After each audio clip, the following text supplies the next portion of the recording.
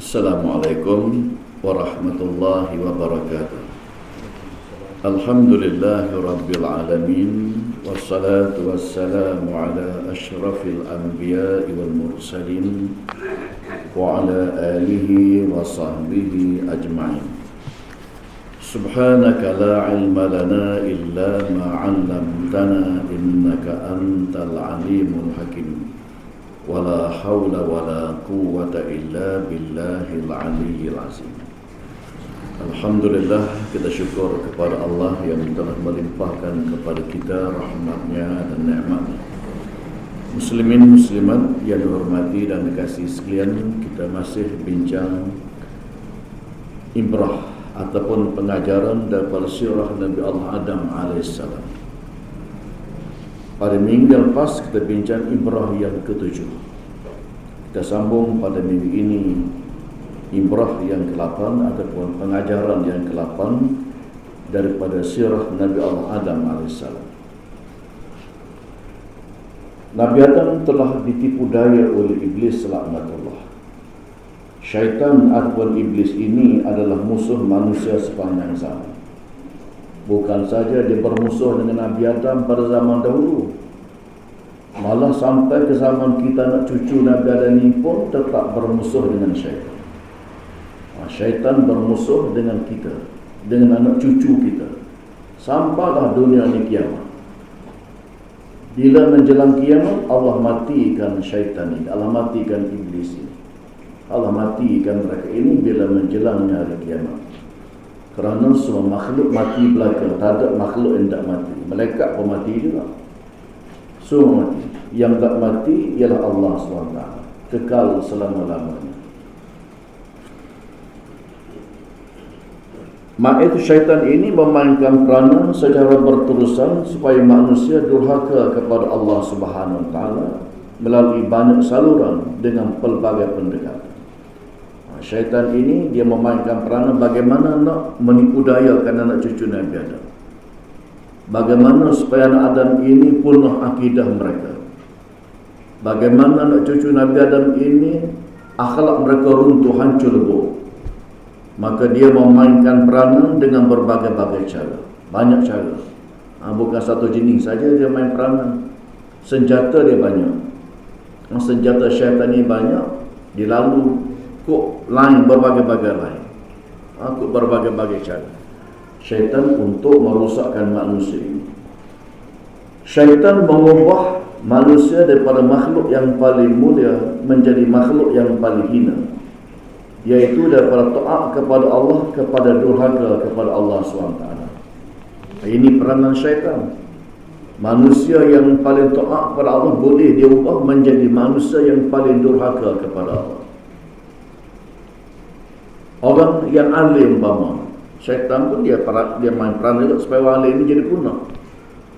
Orang jahil punah lagu jahil dia. Orang berpangkat punah lagu pangkat dia. Orang tidak berpangkat punah kok lagu tidak berpangkat dia. Dia mengambil berbagai-bagai cara ataupun pendekatan bagaimana untuk menjadikan manusia ini sebagai makhluk yang paling hina. Sedangkan manusia Allah jadikan sebagai makhluk yang paling mulia, sebagai ahsani takwim. Syaitan boleh menjadikan manusia ini makhluk yang paling hina bila mereka itu durhaka kepada Allah Subhanahu Wa Taala. Hina selalu. Orang alim sekalipun kalau durhaka kepada Allah, hina. Syaitan akan membisikkan Syaitan akan membisikkan kepada manusia kata-kata dusta yang indah untuk memperdayakan mereka. Syaitan ini membisikkan kepada manusia kata-kata yang tidak betul, kata-kata yang bohong, supaya manusia ini terpengaruh dan turun. Wa kadzalika ja'alna likulli nabiyyin aduwwan syayatin. Wa kadzalika ja'alna likulli nabiyyin aduwwan syayatin al-ins wal jins yuhi ba'duhum ila ba'd zukhrufal qawli ghurura. Dan demikian kami jadikan bagi tiap-tiap Nabi itu musuh daripada syaitan-syaitan manusia dan jin. Allah jadikan Nabi-Nabi itu musuh, dan musuh itu terdiri pada syaitan. Ada syaitan manusia, ada syaitan jin. Syaitan manusia ini manusia yang berperangai syaitan, manusia yang durhaka kepada Allah Subhanahu wa ta'ala. Syaitan salah gitu, syaitan yang Allah jadikan daripada api. Syaitan yang Allah jadikan daripada api itu musuh manusia sepanjang zaman. Adapun musuh kita beriman ini dari kalangan manusia-manusia juga. Manusia yang bersifat syaitan, yang berperangai dengan perangai syaitan, yang durhaka kepada Allah Subhanahu wa ta'ala, yang tidak taat kepada Allah Subhanahu wa ta'ala. Setengahnya membisikkan kepada setengahnya, yang lain kata-kata dusta yang indah susunannya untuk memperdayakan pendengarnya. Tidak ada sesiapa pun yang terlepas daripada godaan syaitan, termasuk Rasulullah sallallahu alaihi wasallam. Syaitan pun bukan setakat orang biasa. Syaitan itu melakukan kejahatan dia, melakukan penipuan dia. Malah Nabi sendiri pun syaitan cuba mempengaruhi, syaitan cuba menggodanya, walaupun Nabi sekalipun. Tapi Allah selamat. Cuma baginda dipelihara oleh Allah Subhanahu wa ta'ala. Nabi sallallahu alaihi wasallam bersabda, "Ma minkum min ahadin illa wa kullu bihi qarin minal jins." Qala wa iyyaka Rasulullah, qala wa iyya illa Allah wa iyya illa anna Allah a'anani alaihi fa'sin alaihi fa'usrin fala ya'muruni illa bi khair. Tidak ada seseorang pun di antara kamu yang tidak digoda oleh golongan jin yang sentiasa bersama denganmu. Para sahabat bertanya kepada Rasulullah, "Adapun engkau bagaimana wahai Rasulullah?" Maka baginda jawab, "Aku pun demikian juga, tetapi Allah selalu melindungi aku sehingga aku bebas daripadanya. Maka Allah tidak menyuruhku kecuali yang baik." Maknanya syaitan ini memainkan peranan menggoda semua anak cucu Nabi Adam AS, semua sekali, termasuk Rasulullah. Tapi Allah menyelamatkan Rasulullah, Allah menyelamatkan Nabi kita Muhammad sallallahu alaihi wasallam, dijaga oleh Allah Subhanahu wa ta'ala. Syaitan tidak ada kuasa untuk menyesatkan orang yang beriman dan yang bertawakal kepada Allah. Syaitan ini makhluk. Bila manusia ini lemah, dia boleh menguasai. Bila manusia kuat, dia payah nak menguasai. Orang yang kuat itu ialah orang yang beriman kepada Allah. Orang yang kuat itu ialah orang yang bertawakal kepada Allah Subhanahu wa ta'ala. Maka syaitan payah nak menguasai orang yang kuat iman ini. Syaitan payah untuk menguasai orang yang sangat kuat tawakalnya, tinggi tawakalnya kepada Allah Subhanahu wa ta'ala. Adapun orang yang tidak beriman, mudah dia cacah, mudah dia masuk. Adapun jin, makhluk yang juga dijadikan daripada api oleh Allah Subhanahu wa ta'ala itu, dia boleh merayak masuk dalam tubuh manusia menerusi saluran darah, dan dia boleh bertenggek dalam tubuh manusia. Sebab itulah selalu kita dengar orang yang dirasuk oleh jin masuk dalam tubuh dia. Berlakunya histeria di kalangan, terutama sekali orang yang lemah, jiwa lemah, dia masuk ke saluran darah manusia dan dia menguasai manusia. Kemudian manusia pun boma lah, supaya jin keluar daripada tubuh. Kalau boma kena pada orang tak apa, cari tak boma yang belah jin juga, cari tak boma yang bersahabat dengan jin juga.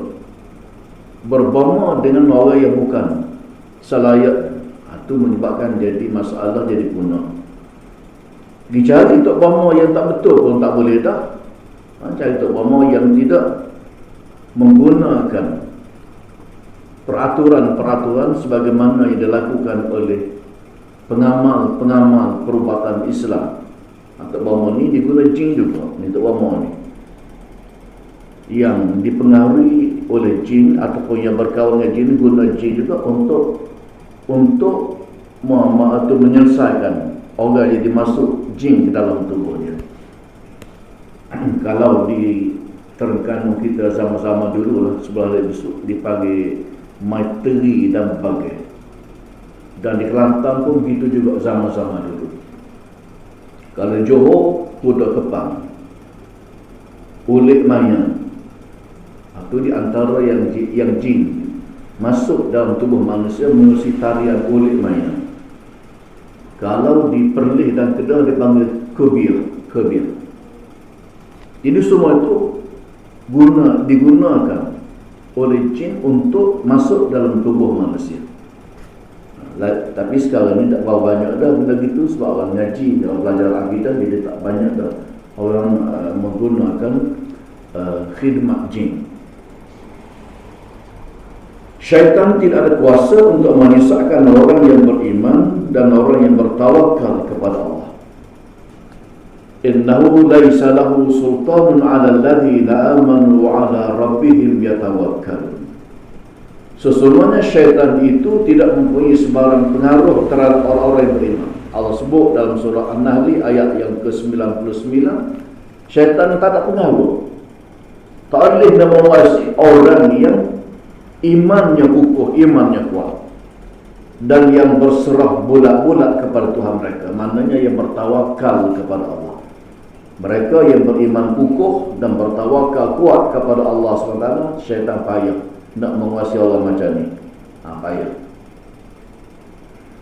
Bagaimanapun manusia yang jahil mudah diratah dan dikuasai oleh syaitan.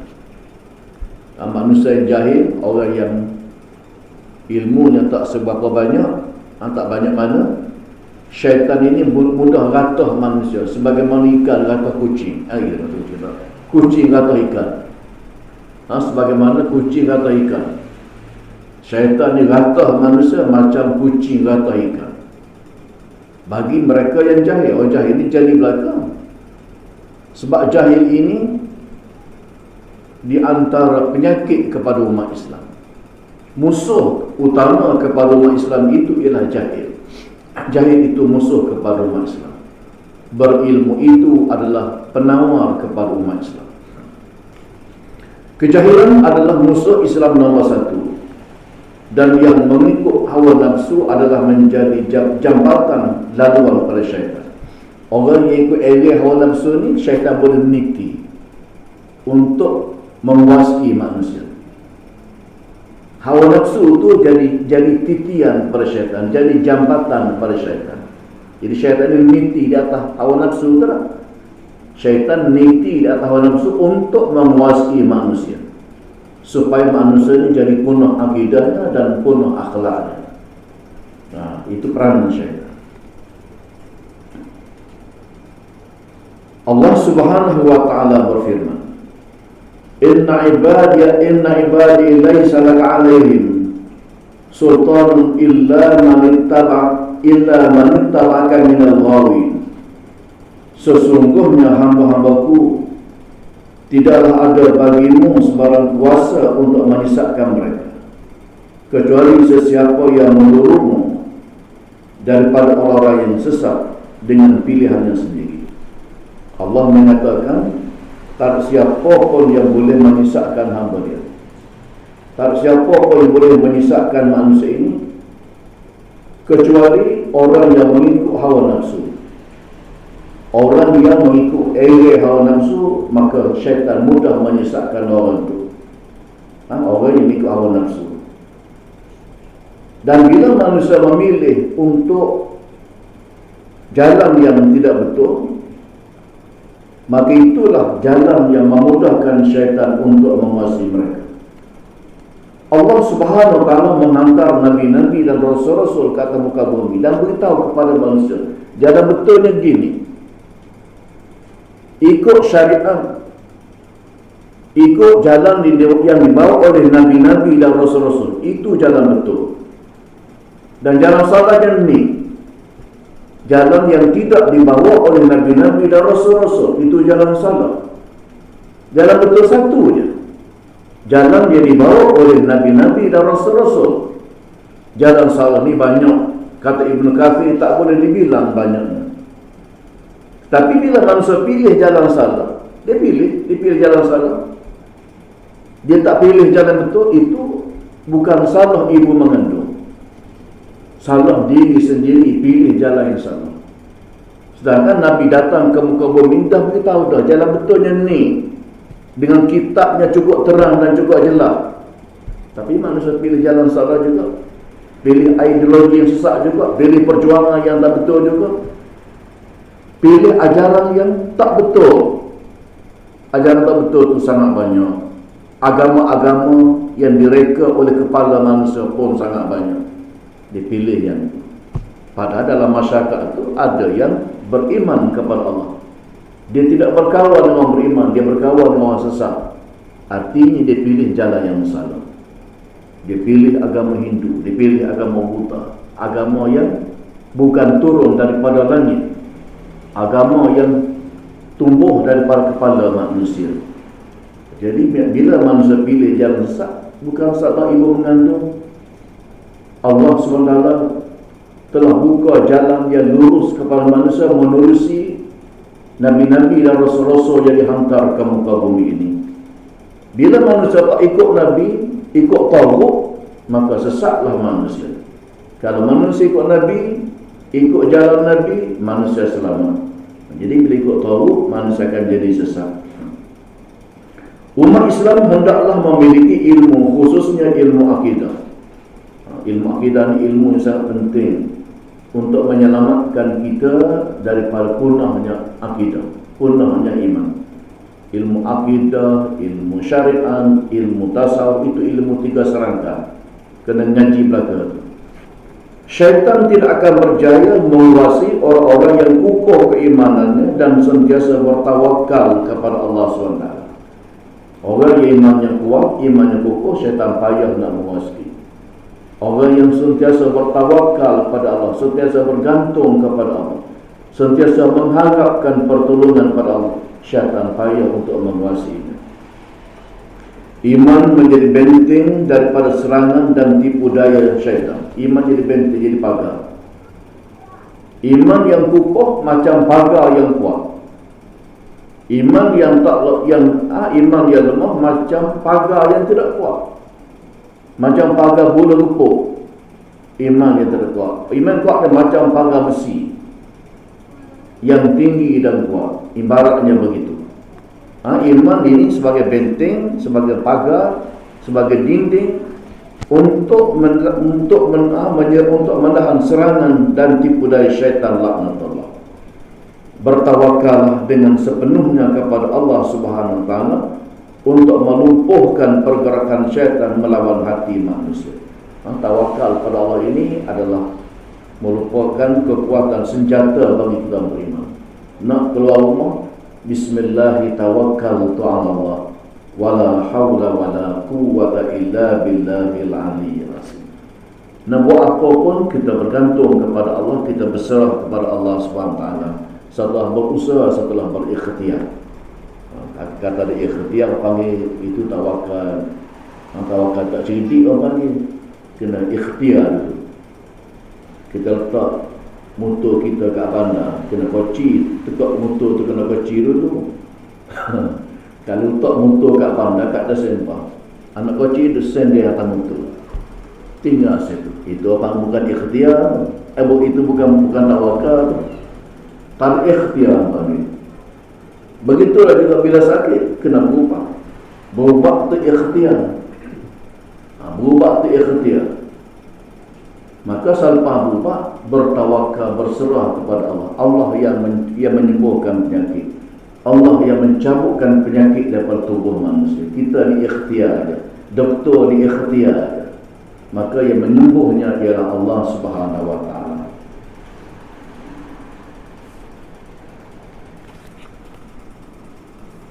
Jadi syaitan ini boleh masuk ke dalam tubuh manusia bila manusia ini lemah iman mereka. Innahu laysa lahu sultan 'ala alladhina amanu wa 'ala rabbihim yatawakkalun. Innama sultanuhu 'ala alladhina yatawallawnahu walladhina hum bihi musyrikun. Sesungguhnya syaitan itu tidak mempunyai sebarang pengaruh terhadap orang-orang beriman. Dia tak elak.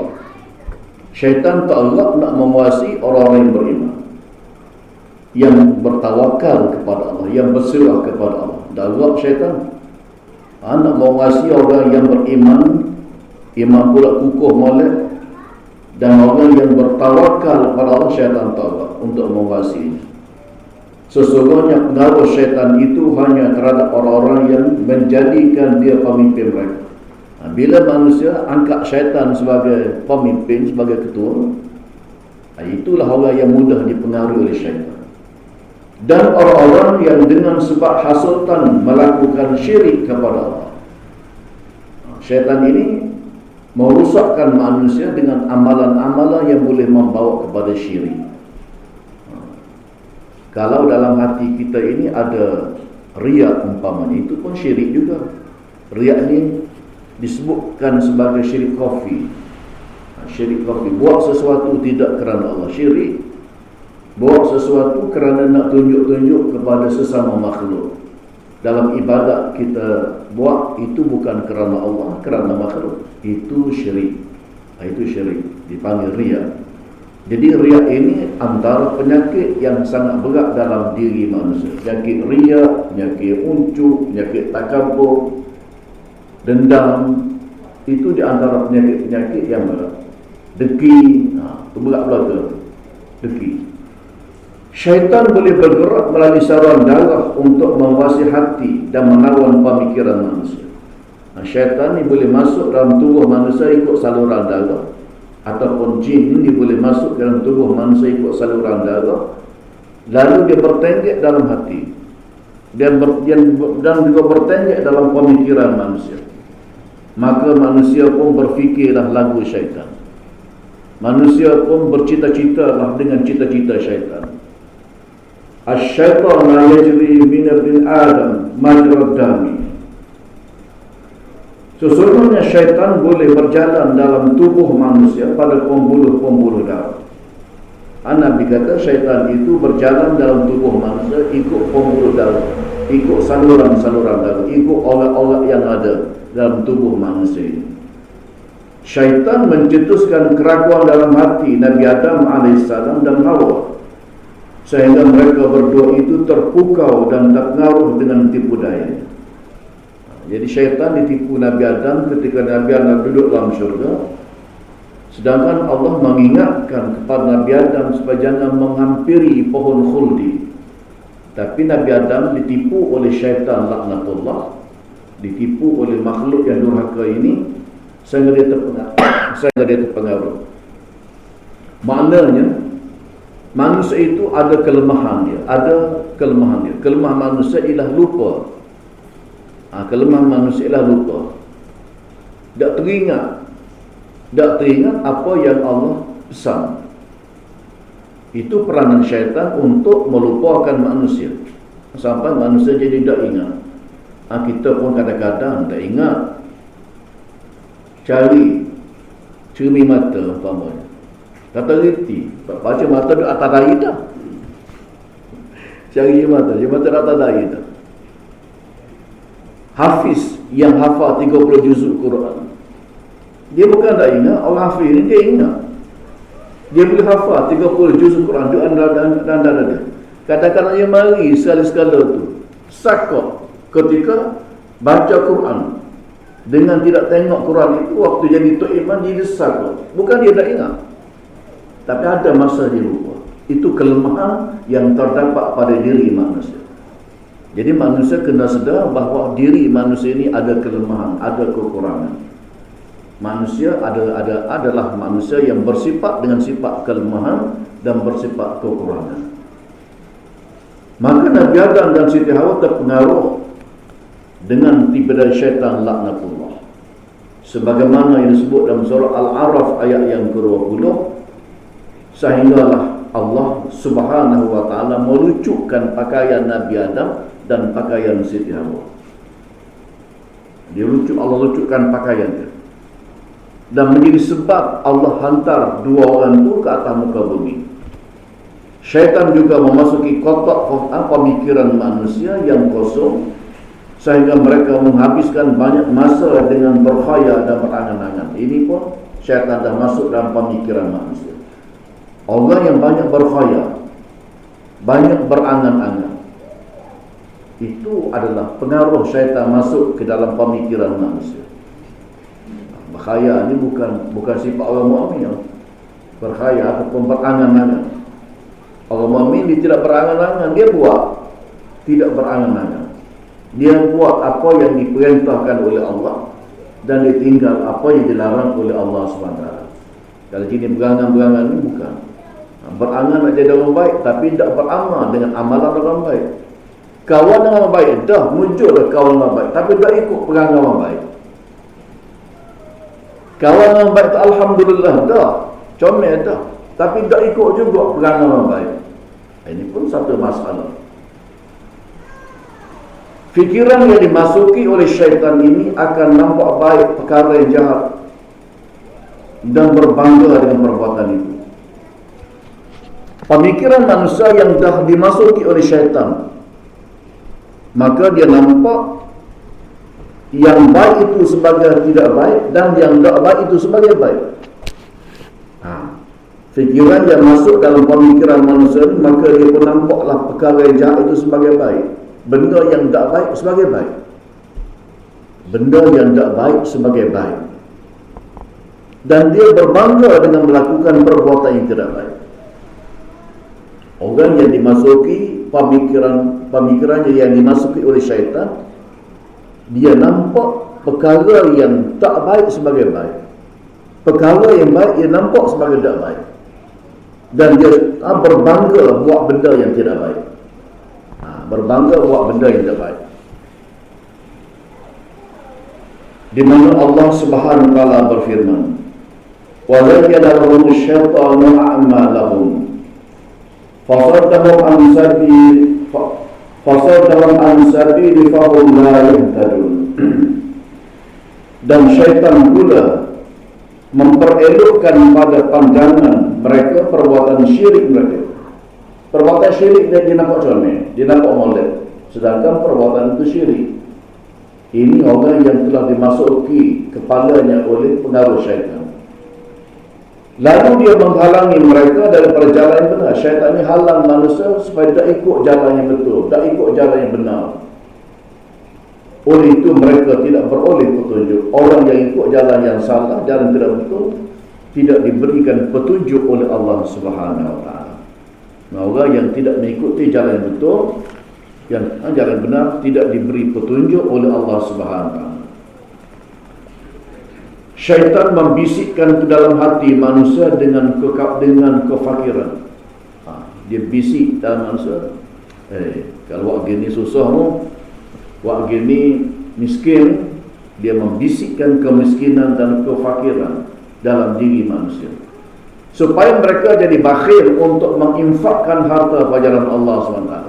Tak usah sedekah lah, habis hartamu. Tak usah derma lah, habis hartamu. Syaitan itu membisikkan kepada diri manusia supaya manusia jangan buat kebajikan, jangan tolong anak yatim, jangan bantu orang susah. Tak usah. Sedangkan Allah beritahu, Nabi beritahu, menginfakkan harta pada jalan Allah ni tak jadi miskin pun, tak jadi apa-apa kedana pun orang yang bersedekah dan orang yang suka menderma. Tak jadi. Pagi-pagi lepas subuh gini ni, orang yang bersedekah ataupun menderma tak banyak pun tak apa. Lepas subuh malaikat mendoakan kepada mereka yang menderma lepas subuh-subuh gini, supaya Allah tambahkan rezeki baginya. Orang beriman dia yakin. Tapi orang yang telah dipengaruhi oleh syaitan, dia pun timbullah rasa kedekutnya, sayang pada harta. Sedangkan orang yang bersedekah itu, orang yang buat kebajikan itu, Allah tidak akan jadikan dia miskin dan pakol ke dalam. Sebaliknya hartanya semakin bertambah. Tapi syaitan memainkan peranan supaya manusia ini rasa jadi miskin kalau suka bersedekah dan suka menerima. Miskin aku, susah aku, maka jadilah dia orang yang bakhil, jadilah dia orang kedekut. Sedangkan bersedekah dan membuat kebajikan itu akan ditambahkan lagi nikmat yang berganda oleh Allah Subhanahu wa taala. Allah akan tambahkan lagi nikmat kepada mereka yang suka bersedekah. Allah akan menambahkan lagi rezeki pada mereka yang suka menerima. Syaitan kata jangan, gugimu. Jadi papa ke dalam kalau banyak bersedekah. Asy-syaitanu ya'idukumul faqra wa ya'murukum bil fahsya. Wallahu ya'idukum maghfiratun minhu wa fadla. Wallahu wasi'un 'alim. Syaitan itu menjanjikan menakut-nakutkan kamu dengan kemiskinan dan kepapaan. Menakut-nakutkan manusia, jangan jadi papa, jadi miskin. Jika kamu bersedekah ataupun kamu menerima jadi miskin, itu syaitan, peranan dia, peranan syaitan. Dan dia menyuruh kamu melakukan perbuatan yang keji, bersifat bakhil. Syaitan ini dia tanam supaya manusia jadi bakhil, jadi kedekut. Sedangkan Allah menjanjikan kamu dengan keampunan daripadanya. Allah mengampunkan kita serta kelebihan kurnianya. Dan ingatlah Allah itu maha luas limpah rahmatnya dan sentiasa meliputi pengetahuannya. Jadi peranan syaitan ini ialah jadikan manusia ini kedekut dan bakhil. Peranan syaitan supaya manusia ini takut jadi bakhil, takut jadi miskin. Itu peranan syaitan. Dan ramai manusia yang terpengaruh. Kita didik budak-budak ni supaya dia suka menderma, suka bersedekah. Kalau di Maktafi Watarbiyah Tajwid itu, tiap-tiap hari kita suruh budak menghalurkan derma. Tak apa 10 sen apa. Budak ada lebih kurang 700. Kalau seorang 10 sen kali 700, berapa sen apa? Kalau kali dengan seminggu, kali dengan sebulan, kali dengan setahun, banyak. Dan PT itu kita gunakan untuk kebajikan budak-budak. Kita buat lagi tu. Ada budak yang susah, kita guna itu juga. Kita nak latih budak ini supaya suka bersedekah dan tidak kedekut terhadap kawan-kawannya sendiri. Itu latihan. Bukan apa, itu latihan. Sekolah pun memang kita beri kebajikan. Kalau budak buta tu free je. Ada 10 orang budak buta yang belajar ke MTT tu, kita beri je. Makan minum dia, segala-galanya kita tanggung mereka. Anak-anak yatim kita tanggung. Tapi kita nak latih budak-budak yang lain ni juga supaya suka bersedekah, suka menerima. Tak apa 10 sen pun, 5 sen pun tak apa. Supaya tabiat suka bersedekah itu ada dalam hati dia. Matlamat akhir syaitan ialah menjadikan manusia syirik dan kafir. Itulah matlamat akhir dia. Supaya manusia dipunah belaka, supaya manusia ni durhaka belaka kepada Allah macam dia durhaka kepada Allah. Itu matlamat dia. Supaya manusia ini tak beriman, supaya manusia ini menjadi kufur belaka di atas muka bumi, dan memujuk dan merayu supaya manusia menolak kebenaran dan menerima kebatilan. Ini peranan syaitan, supaya manusia ini menolak kebenaran dan mengambil yang batil. Kebenaran dan kebatilan itu adalah jelas. Quran telah diturunkan kepada Nabi Muhammad SAW, dan dalam Quran itu jelas menyatakan kebenaran itu sebagai kebenaran dan kebatilan itu sebagai kebatilan. Hak betul pun jelas, hak batil pun jelas. Kenapa manusia mengambil yang batil? Kenapa manusia mengambil yang tidak betul? dan tolak yang betul. Itu pengaruh syaitan sudah menguasai manusia. Dalam perjuangan umpamanya, ada perjuangan yang betul dan ada perjuangan yang salah. Ada perjuangan yang benar, ada perjuangan yang tidak benar. Perjuangan yang benar ini ialah perjuangan untuk menegakkan agama Allah Subhanahu wa taala. Itu perjuangan yang benar. Perjuangan yang tidak benar itu perjuangan kadang-kadang itu dia berselindung je, kata nak menegakkan agama. Tapi pengaruh sekular itu, pengaruh faham sekular itu tidak menegakkan perintah Allah Subhanahu wa taala. Maka kita mesti bersama dengan kebenaran, bersama dengan perjuangan untuk menegak dan meninggikan agama Allah Subhanahu wa taala. Bila akidah manusia sudah hancur, manusia dah punah jadi syirik, maka syaitan berlepas diri. Bila manusia dah jadi kafir, syaitan pun berlepas diri, berjaya menyesatkan segolongan manusia, berjaya menyesatkan sebahagian pada manusia. Maka syaitan berlepas diri. Kamulah tanggung di akhirat nanti. Kamu dah jadi syirik kepada Allah, kamu telah melakukan perbuatan yang bercanggah dengan agama, maka jadi pun syaitan berlepas diri. Artinya dia telah percaya. Sebagaimana disebutkan surah Al-Hasyr ayat yang ke-16. Syaitan dan jin adalah makhluk Allah Subhanahu wa taala yang dijadikan daripada api. Allah jadikan syaitan itu, jin itu daripada api. Menurut Ad-Dumairi, semua jin adalah daripada keturunan iblis. Jin ni daripada keturunan iblis. Jin. Mereka yang kufur daripada kalangan jin disebut sebagai syaitan. Di kalangan jin yang kufur disebutkan sebagai syaitan. Manakala yang beriman dinamakan sebagai jin Islam. Yang beriman pada jin Islam. Orang kata dah dekat dengan dulu, dekat dengan masjid Palu, Toko Palu. Bunyi air celup-celak dalam kolam. Tengok orang tak ada. Tengok orang tak ada. Siapa yang mengambil wudu? Sedangkan tak nampak orang pun. Mungkin jin. Jin yang beriman kepada Allah, jin Islam itu, dia solat macam kita juga, dia pergi Mekah macam kita juga, dia mengerjakan ibadat macam kita juga, ikut syariat Nabi Muhammad sallallahu alaihi wasallam. Tak ada jin Islam. Asalnya daripada satu. Mereka yang kufur daripada kalangan jin disebut sebagai syaitan, manakala yang beriman dinamakan jin Islam. Menurut Imam Mujahid, iblis terdiri pada 7 golongan yang menjalankan tugas mengikut fungsi masing-masing. Ada tugas masing-masing. 7 golongan iblis ni ada tugas dia masing-masing.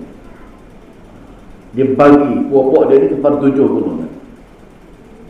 Dan 7 golongan itu ada bahagian masing-masing, ada tugas masing-masing. Yang pertama dipanggil tabar.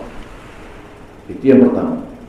Di mana kumpulan pertama yang dinamakan sebagai tabar ini memainkan peranan menghasut manusia yang ditimpa musibah dan bermasalah supaya melakukan perbuatan yang bercanggah dengan ajaran agama, sehingga sampai ke tahap menolak takdir Allah SWT.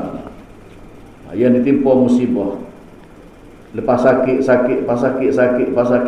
umpamanya, maka dia kata Allah ni zalim, dak adil Allah Taala.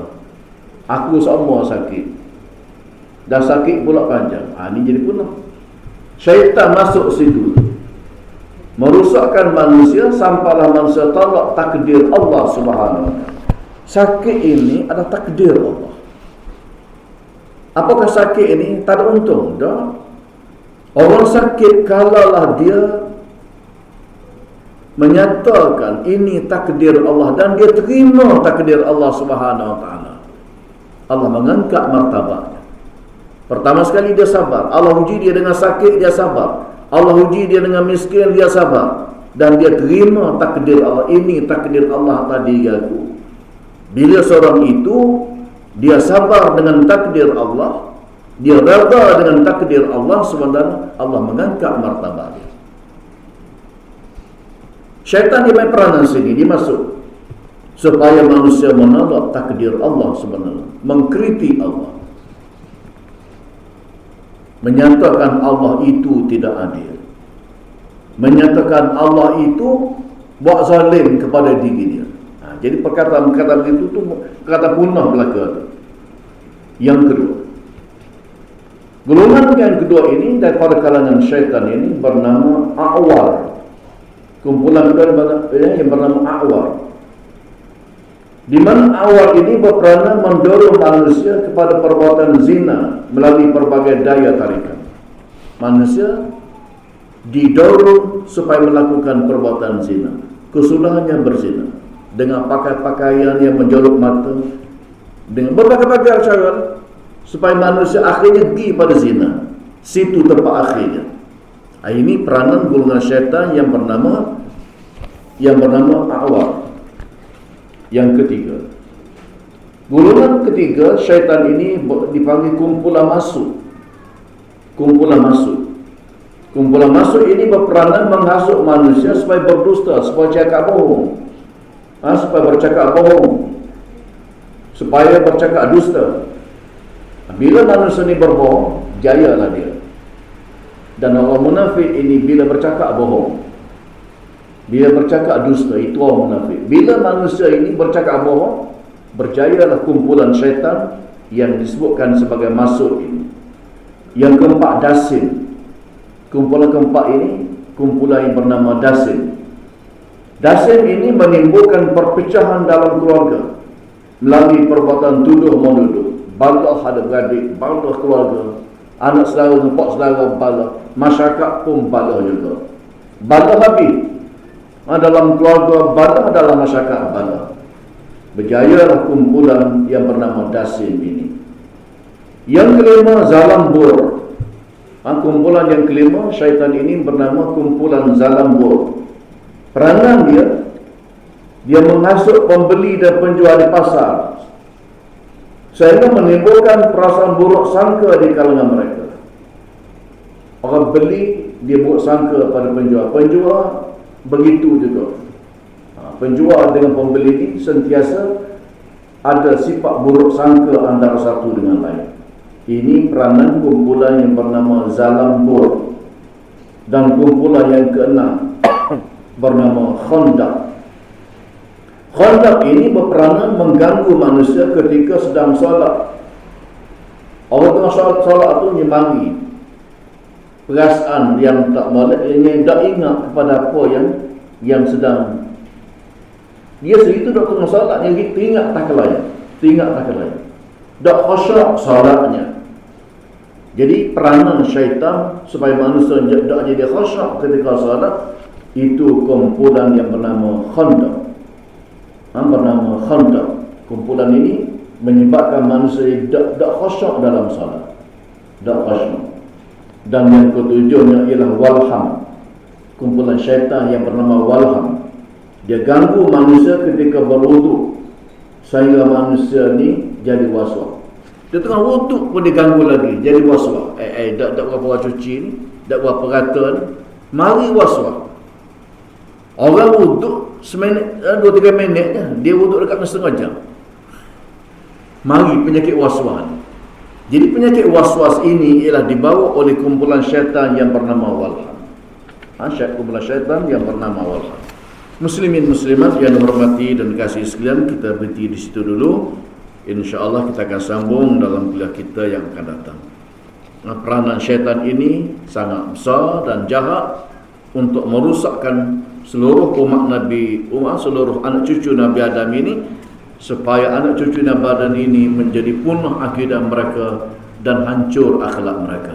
Wallahu alam, wabillahi taufiq wal hidayah. Wassalamualaikum warahmatullahi wabarakatuh.